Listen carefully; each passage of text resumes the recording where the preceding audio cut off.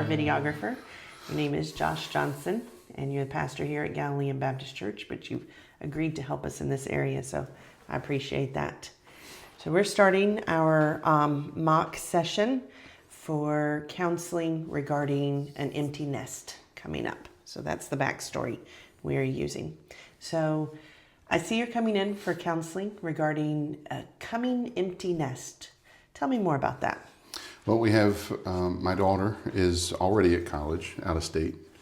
And so she's not at home. She's our oldest.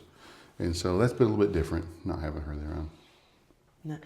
And your daughter, she's not your only one. You also have a son who still is at home. Yeah, he's still at home for another year to year and a half before he goes off to college as well.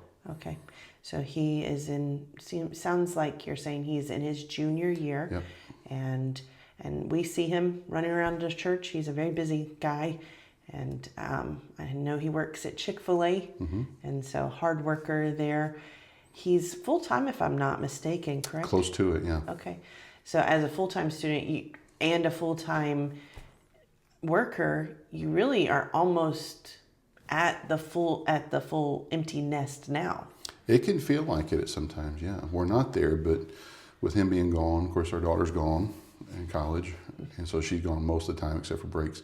And then with him working so much and picking up side jobs in school and different things he does, it takes him out of the house quite a bit. So yeah, there is this sense of already being an empty nest family to some degree. Sure. And then your daughter was really just brought a lot of life to the church. So no doubt that also started at home as she interacted with you guys. Yeah, very much. She very much brought joy and life and energy, noise to the home for sure. Now, I'm seeing two different emotions from you right now. One part, maybe a sadness at her leaving, but another part of, there was some energy she brought to the home. Well, we enjoyed it most of the time. Most of the time. Yeah, she can get out of hand a little bit, but she's fun. But yeah, I mean, just thinking about it brings a smile on my face and joy and happiness thinking about it. But then when it's not there, we miss it. And your wife, she also has those same emotions of missing it and thinking of the coming quietness in your home. I think so. Mm-hmm. Yeah, I think so. So a lot of people are not given towards change, and this is going to be a major change in your life. Thinking of this coming change, many times people feel apprehension, they feel nervousness. Tell me about the emotions you're feeling right now. With my daughter being gone, the empty nesting. And your son half gone. Oh, and him, yeah. The emotions I'm having right now, I guess, is excitement for my kids. Stepping in that new stage of life, that's an exciting thing. I believe they're following God's will, so that's an exciting thing. I'm very happy and joyful about that. But I'm also very close to our kids, relationally. I'm very close to them, and we spend a lot of time together and doing fun things and that kind of thing. So it's not so much a sadness, I don't think. Okay. It's more of just I know I'm going to miss them. And maybe what is it going to look like at home without them there? Yeah, that's a good point. Because you can't know for sure what it's going to look like. Right. You can hope, you can think about it. Hopefully you and your wife have set up things in your life to this point so that this is an exciting time while also having a mixture of sadness to it. Absolutely, we have, yeah. Yeah. So there isn't.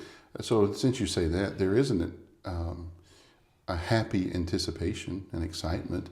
Even though our children are going to be out of the house and gone, we'll be empty nesters. The fact that me and my wife will be there, and we've had a great marriage, and I think it's just going to get better and better.